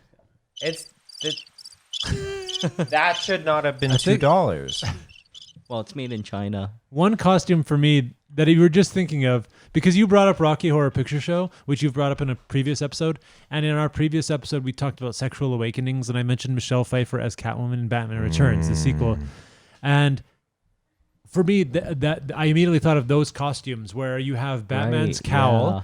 and he is this very wealthy vigilante, right? He makes this like rubberized suit that makes him stronger and tougher and everything.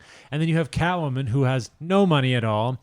She has no power really. And she gets laid off from She her gets job. laid off. She gets killed, and then she makes her own costume, which mimics the Bat costume in that it has ears and then it's all Yeah. black, and then it's kind of like shiny, like not like faux leather.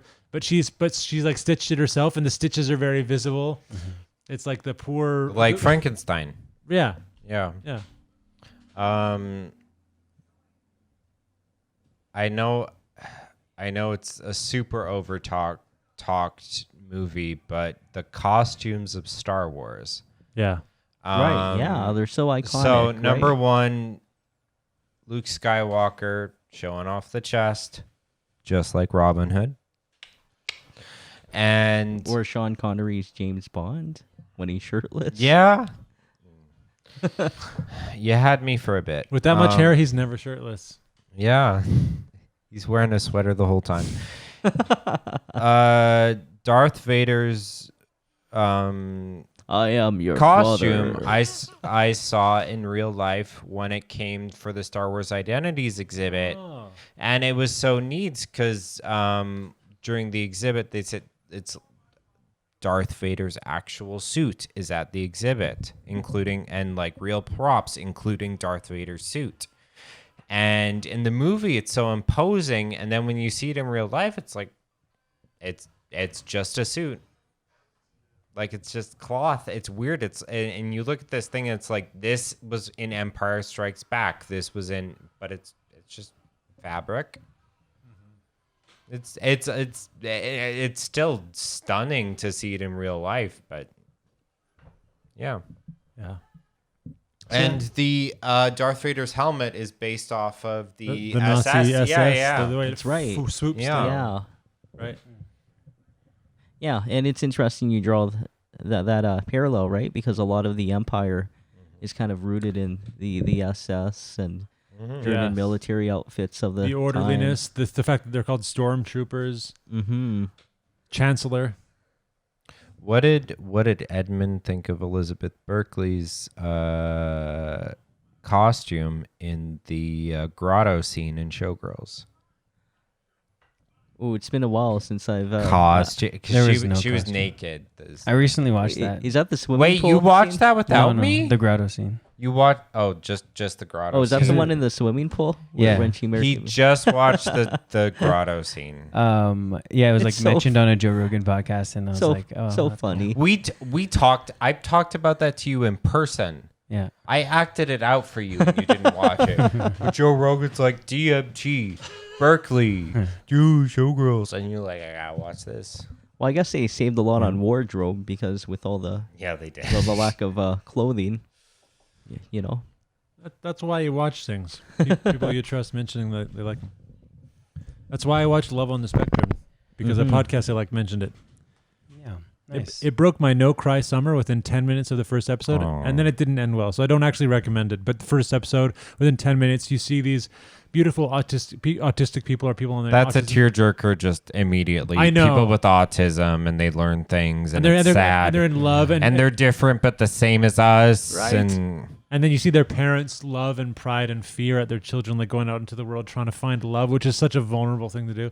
Yeah, it really got me. But then I watched the final episode today. My friend watched that show, The Good Doctor, about the doctor who has autism. And he's like young, but he's got autism, so he's a doctor. And I said, like, is every episode a tearjerker? And she's like, yes, there's one episode where the patient is autistic, and it's like, just like, they're just pulling at you. Cry. Yeah. We need that. Gerardo, what about you, costume-wise? Is there something that's terribly inspiring for you? Is there a favorite? Men's suits, as I was mentioning, in the Blu-ray that I watched.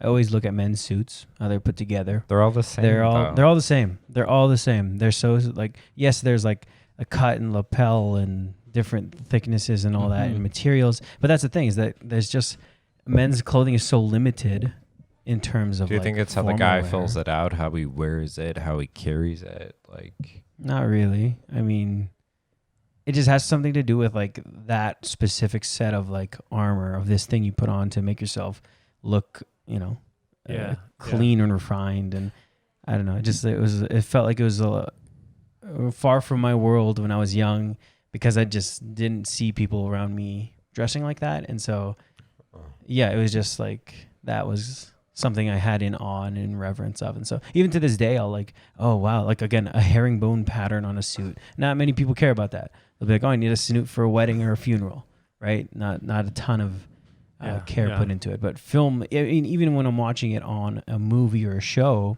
like Mad Men or Suits, or even probably my biggest influence at the moment is the Marvelous Mrs. Maisel. That whole series is watchable just for their suits. They're almost like characters alongside of the person's acting. They're beautiful. They're so immaculate. Yeah. And they've won awards justly because they're just they not only evoke that era, they just like speak with this amazing vibrancy. It's so crazy. I'm gonna say you don't think just as soon as I ask you the question, you have to blurt it out. Iconic movie costume. You're thinking. I'm just blank. Are you asking like to name an iconic? I just movie wanted costume? you to think when I said The iconic first movie thing that comes to costume. mind. I mean, it would have been Star Wars, but you just talked about it. Indiana Jones. Yeah. Well, yeah, it's simple. Yeah. He has The hat. Yeah. Do-do-do-do. What about The glass slipper in Cinderella. yeah, or even The the ruby slippers. a lot of in the Wizard of Oz. horror villains have the most iconic costumes, like Chucky with his suspenders, Or the Dracula. Freddy with Dracula. I went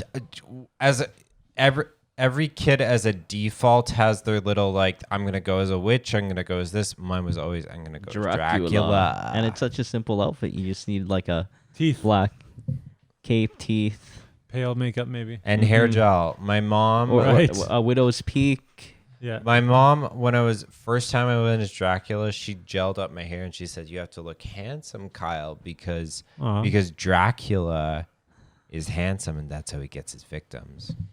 Welcome to Transylvania. I will suck your blood. Sexual.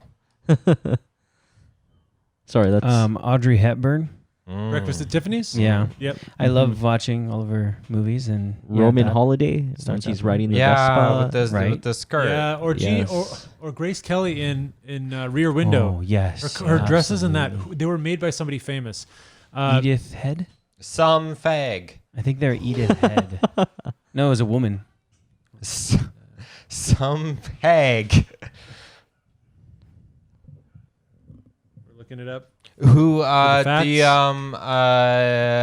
Incredibles. Yeah, you're right. Incredibles. Edith the Head. Incredibles. Yeah, Edith Head. Yeah, she was like spoofed on. Yeah. Incredibles. Right. She No did a lot capes. of. She did a lot of Hitchcock's wardrobes, and that's another like hugely amazing artist in that field. Like how, yeah, I feel two ways about costuming and wardrobe in film.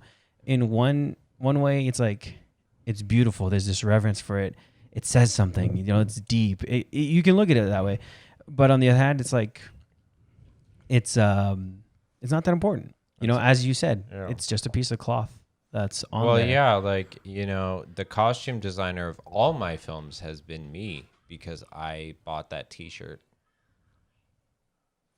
And the Academy for Best Costume Design. Goes to Old Navy. Oh my god! I don't know Now how make to say face anything. Covering mask. I like to thank my parents. Do you have an Oscar speech that you? I'd like to thank my parent company, Yeah, I The do. Gap. I think about it all the time. I oftentimes imagine First that of all, what would you like to I'm win not it going to for? show up. What would you? Would you? I'm Would you gonna- do it as a protest? Not show up. Can I I'd say like this? to George C. Scott it. Yes. Or send Fred Armisen George to C. it, Scott, the guy we were just except talking on about. my behalf. This Marine turned journalist turned actor who was in Doctor Strangelove. He was Patton. nominated twice. And he was in the Canadian horror movie The Changeling. Yeah, which is not that good. Like starts. I love that movie. The change. Why the Changeling? Me, scary. Me and my partner watched it. We thought this is starting off so well, and then it just shits the bed. But Oh, are you talking about full when his wife trapdoor and, diarrhea? Are you talking about the Angelina Jolie movie Changeling? Because I No, also No, thought no, bad no. of that. We're no. talking- Yeah. It it's a started out so well, and then Different- it fell apart. different movie. But George C. completely Scott- Great different costumes. movie. Sorry. Yes, true. The hat. Mm-hmm. Nominated twice, George C. Scott for Best Supporting Actor. Didn't show up to the Academy Awards. The second time he was invited, he sent a message back to them saying, "No thanks." No, first of Wow. all, the A man of first few time he was words. nominated, he did show up and didn't win. Yeah. So you could look at it as sour. I refuse to. grapes. I think that he was. I like to think of it that he thought it was BS because he thought that he didn't like the star system. The fact that the Oscars just propped up this star system where He just was a very a star, though. Frankly, he was a supporting star. he was a star. How do you feel about every year when they nominate these kind of period piece films for Oscars? Do you feel like some of those are worthy and deserving, or is it just easy to access? A lot of them aren't. Like, a lot of them hit a lot of the right notes and are okay. But I'm like, can we just not do any World War II movies? Like, it's done. Let's just. It's not because it's not. It's because it's no. How many more times do we have to see that movie?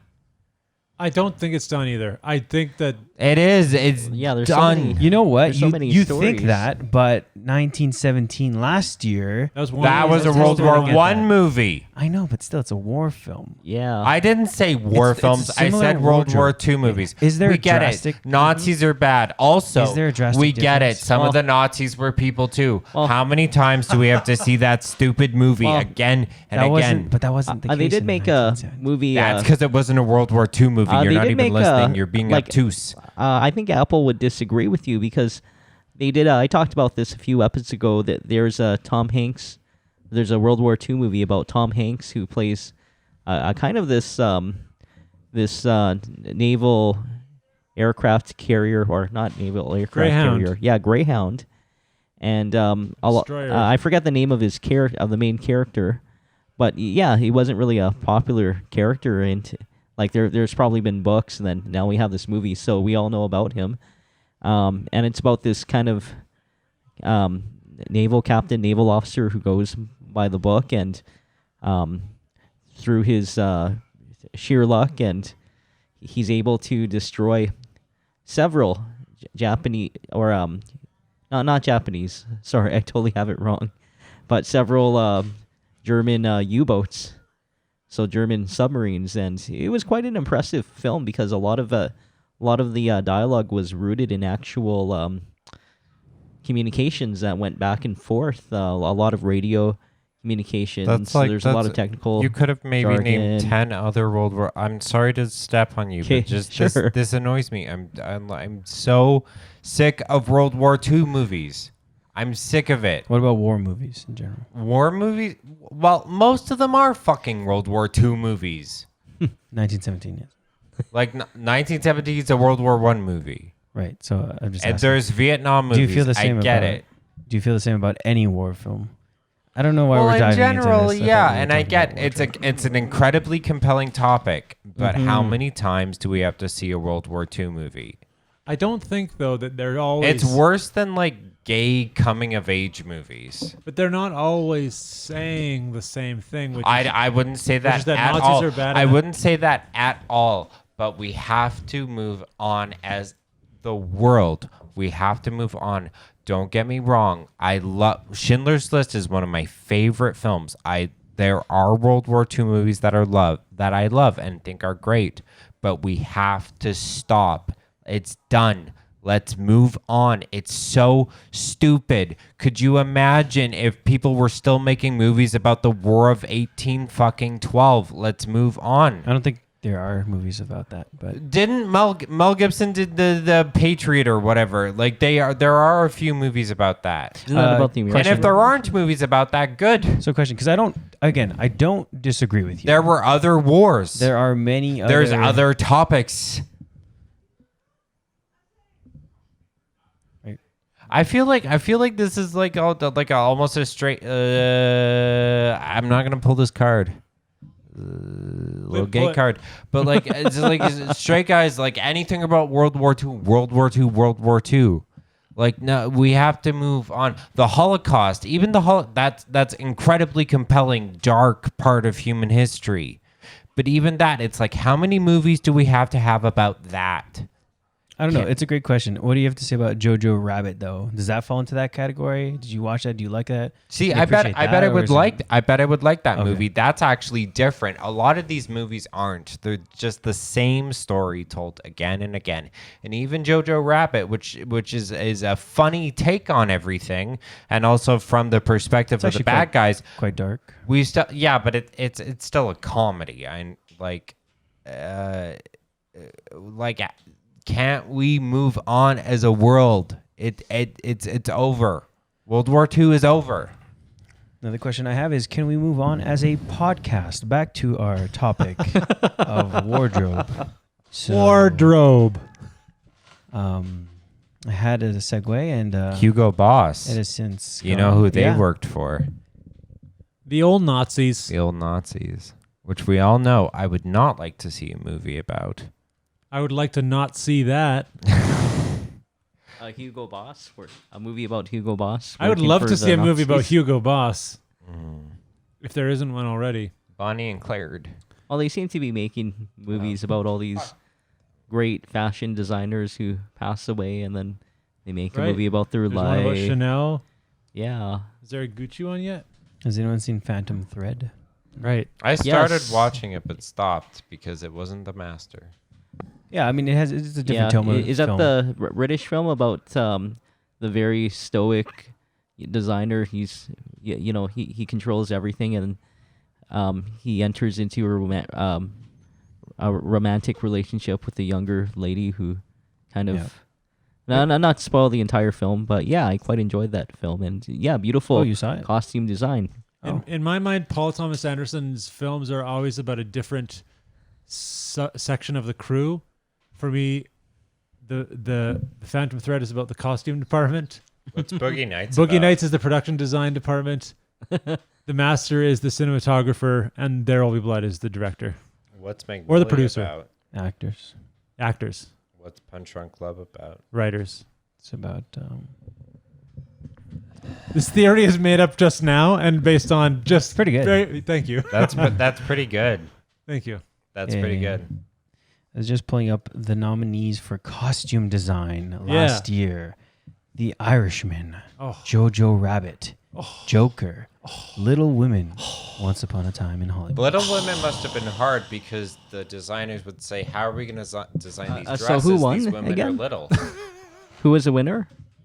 You Probably know, Little Women. Some period piece. You know what? Yeah, I don't know. Did Once Upon a Time? Parasite got a nomination for that. Parasite won like 7 Two awards. Did it win costume design? All Too they wore was normal. clothes. Yeah, exactly. Yeah, I don't think it had elaborate costume design. Parasite for t-shirt and jeans. Wait. Am I reading this right? Wait, was that the same year? It was Ruth E. Carter for Black Panther in 2019. That that's 2019. totally deserved. I haven't even seen that that movie. was- and Jacqueline she- Durant for Little Women won in 2020. I gotta Oh, see in this 2020. Little Woman. Well, again, she had to Oh, Little design Women, nice. costumes for women that were a different size. Well, They were little. You were alluding to something earlier that was like period pieces winning the Oscar. You're like, were you saying that? Were you saying the period pieces win the Oscar because, like, of course? Well, for costume design, But- like but- all but- the time. But yes, of course. Yeah. I say yes to that, of course, because they have to imagine and research this whole other time. Mhm. Contemporary movies can do things with color. The only thing that can kind of hold a candle is sci-fi because it's like, how do we imagine a different world? a Oh, different it time? holds a neon candle. That's a, I have to pee. all right. But yeah, I don't know if you've seen Little Women, but the costumes in that, like, were like awesome. You know, like I was kind of in the same awe as I usually am, like a man's suit. I was like, wow, I kind of wanted to like be in that time. There's a scene where they're like ice skating and they strap on these old school ice skates, and you know, like their dresses are around and it seems like cumbersome, but I'm like, oh, that looks so cool. You know, like it looks like such a interesting slice of life to come from, but it was probably like not practical, not fun to put on, Right. but Yeah, that raises that expands the conversation because it's like those ice skates are then part of the story. They're part of the set design. They're part of the period making of the thing. right. What Yeah. other costumes are like a character in the story itself? Mm-hmm. Yeah, that's a good question.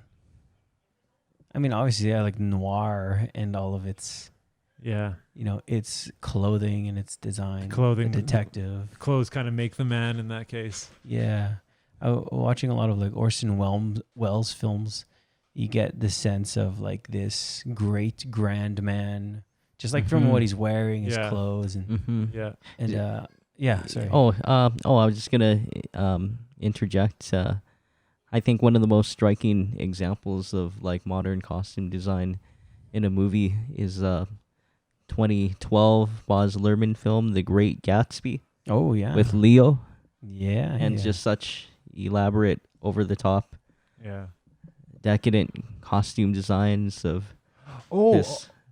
or his take on Romeo and Juliet. which That's was right. beautiful. Yeah, Yeah, and in which Baz the Luhrmann, the excellent Capulets costume and the- design in every film he does. The It's Capulets just had so- these Hawaiian over the shirts. top. Right. He's had this other style. I forget. Yeah, Mhm. no, beautiful. Kyle, you probably want to talk about this. Or We'll talk about- you know, the outsiders. You have the Soch, the upper class, with their Right. madras shirts and corvairs, compared to the greasers who were kind of the lower working. Yeah, I just Class, watched that again. It with was like it was their really touching. Jeans, It was beautiful. t-shirts, leather jackets, class differences. Wait, are you A greaser forget. or what would you be? What would you be? Are you Pony Boy and will you stay golden? I don't really have any jeans, but I do have t-shirts. But I guess- have a story. But yeah, the outsiders. Grade 1, our summer music recital, the theme, Grease. And all the little boys had to wear white t-shirts and blue jeans. And all the girls had to wear poodle dresses, i.e. the parents had to make poodle dresses for them. Oh, I feel so bad for It was so cool. yeah. That movie for costume design was fun. Yeah, kind of Grease. the emblematic 1950s. Yeah, or what's her Olivia Newton-John in the black dress with the straps. Right. That they like literally sewed her into. Let's Wow. get physical. physical. That's a totally different costume. I want to get Also That's a great. totally different I costume. know, totally different. Tell me about it, stud. Yeah. Greasers. That's a great example. Black leather Shoo-doo, jacket, white shirt, blue shoo-be-doo, jeans, down, slick back shoo-doo, pompadour. That's why shoo-be-doo, James down, Dean's red jacket in Rebel Without a Cause was so iconic because he was kind of a greaser, but he was blonde with a red jacket. He was diet greaser. He was canola oil. Earl. Yeah. Kyle, while you were gone, we were talking about the costuming in Baz Luhrmann's Romeo and Juliet. Okay. So, I'm such a sucker for we're going to do like that, a concept like that. We're going to do a Shakespeare story, but it's going to be in the 90s and modern, and they're going to literally say all the lines from Shakespeare, but they're going to have cell phones and shit. I'm such a sucker for that gimmick. Mm-hmm. And in that movie, it just takes it to another level. And the part where he's wearing the armor and she's wearing the love it. Mm-hmm. Yeah. Yeah, and they've done that with a few other Shakespeare pieces that he wrote. Like, I remember a few years ago there was a film called Coriolanus. Yes, I was just looking that up by Ray Fiennes. He directed it and starred in it. And it's not a period piece at all, but it takes place in the modern context. But like kind of looks like a war-torn Eastern Europe almost, and everyone's wearing modern clothing, but all the lines it's all Shakespearean dialogue, so it's it's really weird to watch it at first, but keep in mind the dialogue, and it's interesting to see in this kind of modern war-torn setting. Okay, I got a question. Favorite? Am I too loud? Favorite costumes? Go. Or just clothes in a movie. Or just clothes in a movie. Let's just say clothes in a movie. Clothes that were removed in a movie. Clothes that stayed on in a movie. Robin Hood. And green hat, the feather. Yes. Oh, and showing off his chest. You're all about that chest, huh? Mm-hmm. Yeah. That's why we're V. That's why I think gay guys like V-necks. It's all because of Disney's Robin Hood. You guys? Favorite costumes in a movie? Mine is like, I don't know if it's from a specific film, but it's like kind of like classic men's slacks, and then like a tucked in white dress shirt, like short sleeves. I guess it's kind of like your Mad Men-esque 50s look. Like, I love that. Again, in Marvelous Mrs. Maisel, they dress a lot like that. And it's just like I've always wanted to pull that off and never can. You can pull that off. So, yeah. Thank you. Literally. Yeah. Go on. Edmund, favorite costume, movie? There's a big blank because there's just so many movies to draw upon. But I guess I grew up watching a lot of James Bond films, and I always thought James Bond was so cool with his tuxedo at some high-end establishment like a upscale casino, asking for his famous drink, martini. What's his favorite drink? Shaken, not stirred. Yeah, is it a It was martini? Monster vodka. Monster vodka, Shaken, shaken, not stirred. The name's Bond, Kyle Bond. Kyle, you? Favorite costume? Daryl Hannah in Blade Runner. I know we've the like, horse is buried at this point. The clear talking raincoat.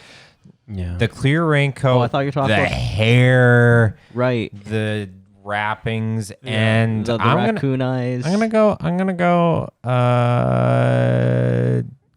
Karloff it is, I think, in The Mummy. Just simple. Mm-hmm. Bandages. That's right. So simple. Iconic.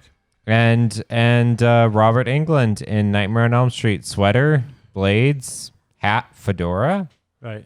Like that's again, I'd hate to bring it back. Okay. And back to horror too. Hellraiser, S&M gear, the clothes, Mm-hmm. Yeah. That's it. Cool. All right, gentlemen. So we're at 1:35.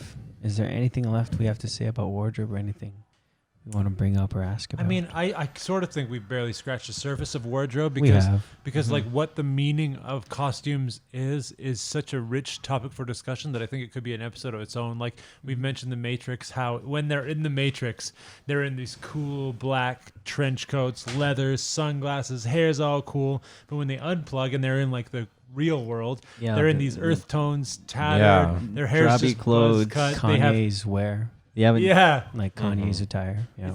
yeah, I guess cool in its own right. I will say anyone who leaves a good review on iTunes, speaking of drabby wear, Andy has said that he will personally send you a pair of his soiled underwear.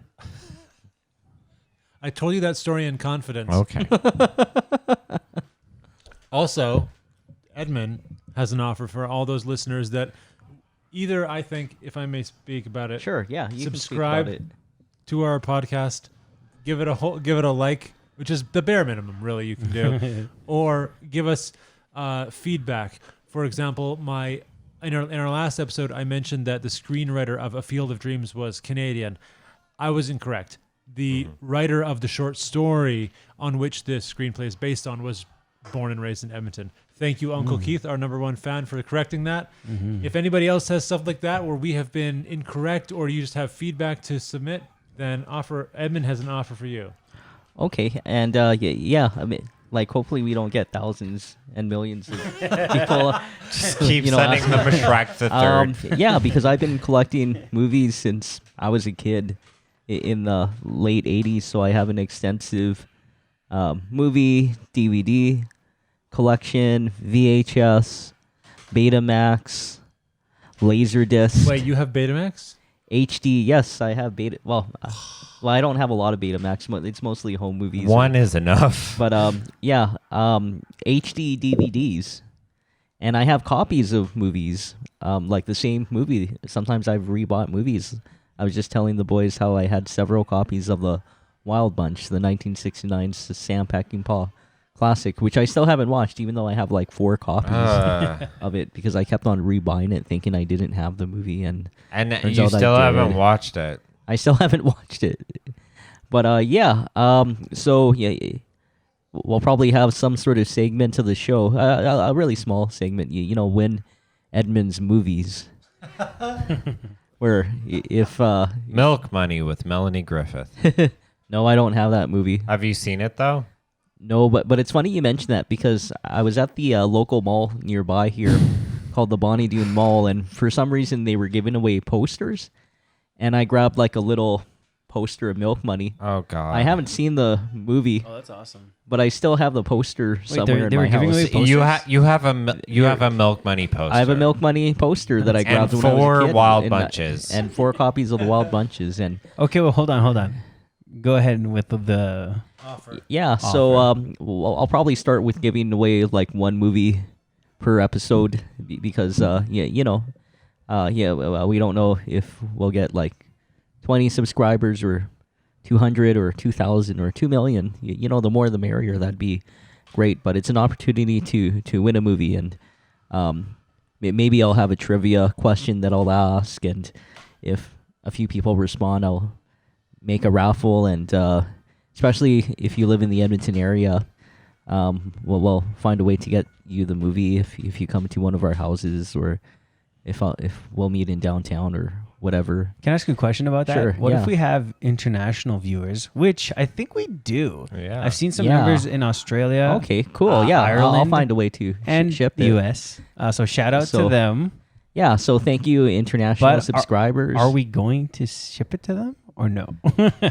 I guess if it's one I movie will per foot, show. I will I foot should- that yeah. bill. I will foot that Yeah. bill. As the- Now, If I'll we are be mailing a honest, DVD to somebody in Ireland for correcting one of our factual errors, yeah, you go and give a DVD. I will That's pay pretty that cool. bill. It's Okay, a that's a cool. Yeah. taped version of Romeo Must Die off City TV. But yeah, though. like I'll try to On choose HD DVD. or Milk Money. like Betamax. and yeah, I'll try to give away some movies on VHS. I have some oddball titles, especially since I used to get movies for free. Like there used to be, for a while, there were places that just gave away VHS tapes or sold them really cheap, and then there's this place I used to volunteer at where Someone owned a movie store and had their own selection in a kind of a free spot. I've taken a lot of those titles. How many copies of Jerry Maguire do you own? No, I don't. Ironically, I don't. You don't? Oh. Do you have an idea of what you will be giving for the first offer? Yeah. What's the title? I don't know. That's a hard one because Give there's us so an many. obscure one. I think the lead was right at the beginning. You got to send someone that Milk Money poster. Okay. Give us a weird one. And Maybe he wants the We can Milk all Money sign it. poster. We can all sign it. Who wants a Milk Money poster besides Edmund? Well, yeah. Well, I have some like movie posters too.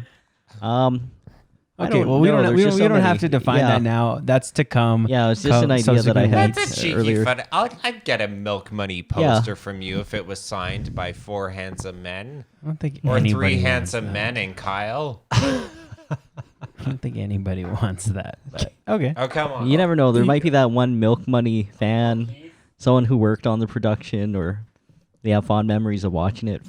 Yeah. And they want that poster because Well, it's what- signed by what- 4 what else are you random gonna Alberta send? kids. Okay. One of your 5 wild bunches. sure. I'll give away a DVD copy of The Wild Bunch. There you heard it here first, folks. All our Ireland voters. You write in and you get a DVD So copy of The basically, Wild Bunch. please leave a comment with your favorite Sam Peckinpah movie and why it's your favorite. Milk And Money. you know, and if you're the only person who responds, like we'll determine by the next episode, you know, you have a good chance to, who knows, you might have competition, you might have 10, 20, 100 people, but yeah. Cool, wait, name that's a your great. favorite. That's a great thing. Where Yeah. should these people reach out? They can't comment on the Spotify, but they can comment on YouTube. Yeah, So should we give them our email? Blah blah blah. We have If a you Prairie- comment, do if we you have comment an on the email address? YouTube channel, I Yeah, think maybe is the best. YouTube channel. What's yeah. the email address, Gerardo? So there's 2 options. So Comment go to on the the YouTube YouTube channel, channel. Prairie Film Companion, or you can email us at prairiefilmcompanion@gmail.com, The old PFC. and we'll get in touch. Yes. Mhm. And then finally, you'll get your Milk Money poster signed by all of us. Well, I don't know where that Milk Money poster is, but I can easily find the DVD copy of Sam Peckinpah, and I think it's still sealed. It's one of those Warner Brothers clamshells, late 90s, early 2000s. Is the Milk Money poster You- still sealed? You can also Yeah. email. You can also text me at 780-700-1510 or at my email edmund.rotea@ualberta.ca. Yes, please. Sure, yeah, definitely. What's your social security number again? Well, it's 25. Okay. So to wrap it up, let's actually do I thought we a. had a third topic. I thought we were gonna do recommendations. We don't have. Yeah, we're gonna do recommendations. Oh, sure. Oh, can I start? Yeah, I don't think we have a third topic. Yes, it can either be on will the be- topics, either neo-noir or something wardrobe costume Sure. related. Train to Busan presents Presents. Peninsula No, in that doesn't 4DX. count. That doesn't 4DX. count. You You'll already love said it. that. We all have to recommend a movie we didn't talk about. How about that? Oh, okay. Sure. Okay, I'll go first. The movie Barry Lyndon, because we were on this Kubrick train and we're on this period pieces train. This was a movie filmed with lenses repurposed from NASA. They had to invent a camera to fit these freaking lenses, which were extremely sensitive to light. And because this movie was shot with no artificial lighting, it was shot in daylight or candlelight, which is really, really weak. Yeah. So these lenses had to be really, really sensitive. And it's this Victorian high chamber drama. And it's really beautiful because a lot of the romance comes from these really subtle gestures. One of the most powerful expressions of love that I think of from movies is a single glance from Barry Lyndon. There's this game being played, this card game being played, and Barry just gets a look from her. And it's just, she just looks up and looks down. And it means so much. And it's also Kubrick, and it's a period drama, and with these cool lenses and everything. So yeah, that's my recommendation, Barry Lyndon. Very cool. I'm gonna recommend Carnage by Roman Polanski. It's a recent movie based on a play.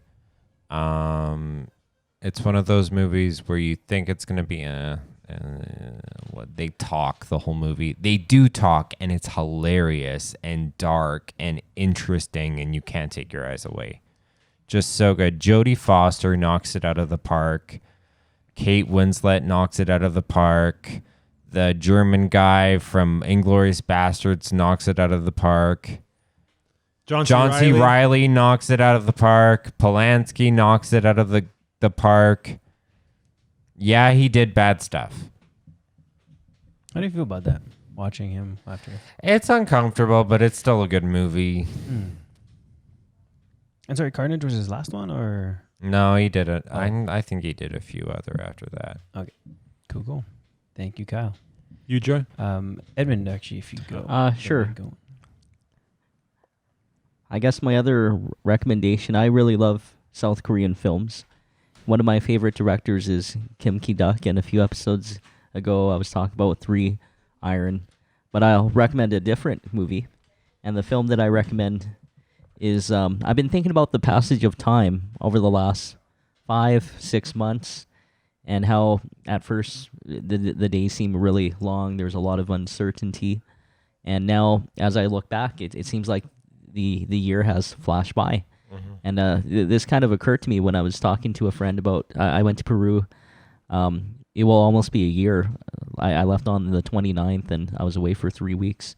And that was a year ago, and I'm like, wow, that seems like it was a long time ago, but time has gone, the year has gone by really fast, especially the last 5-6 months. I don't know if it's this whole I've been working from home.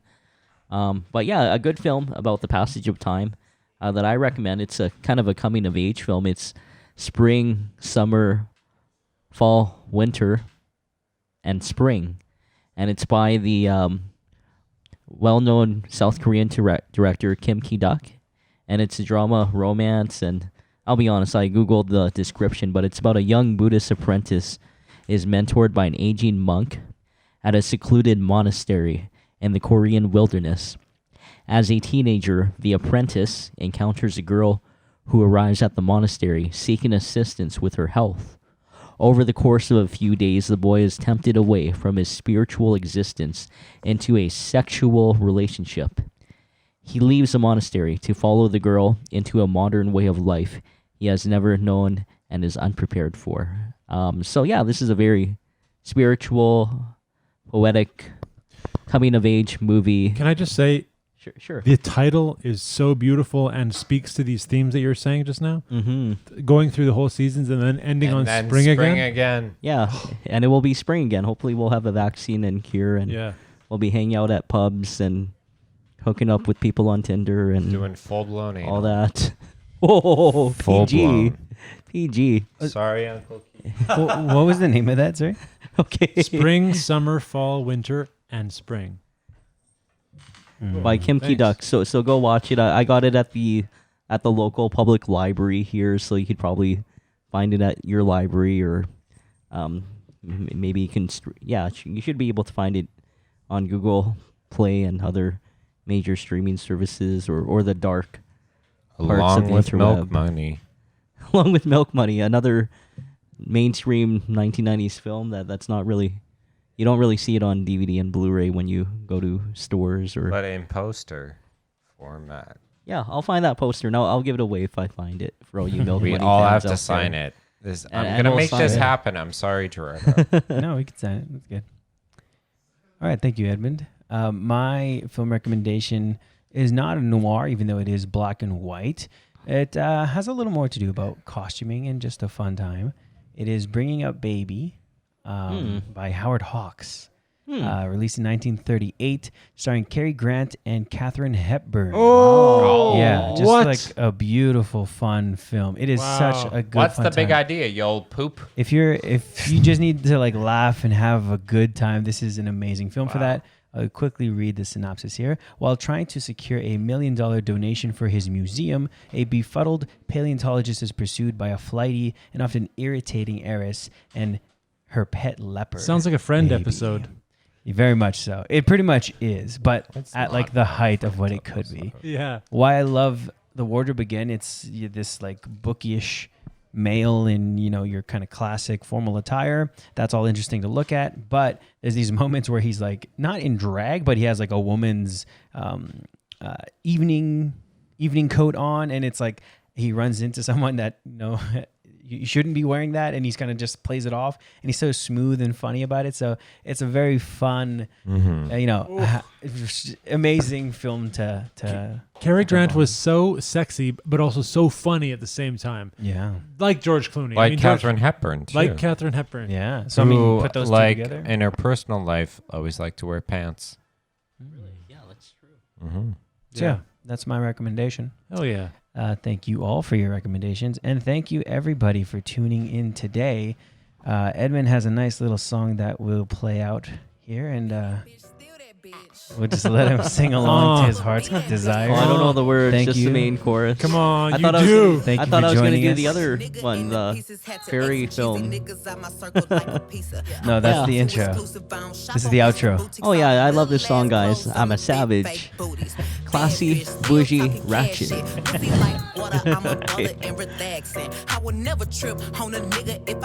think it's a great song because it really pokes fun at a lot of savage. I don't like Classy, that bougie, she says the ratchet. N-word. Sassy, moody, nasty. Laughing, stupid. What's happening? What's happening? What's happening? What's happening? Hey, what are you doing What's to my happening? mic? Hey, what's happening? Yeah, thanks for listening, guys. Yeah. Thank you for joining everybody. Until next time. Can I close off with the other one? Sure, if you want. Prairie film, movie time, excellent. Woo, woo, woo, woo, woo. Bye-bye.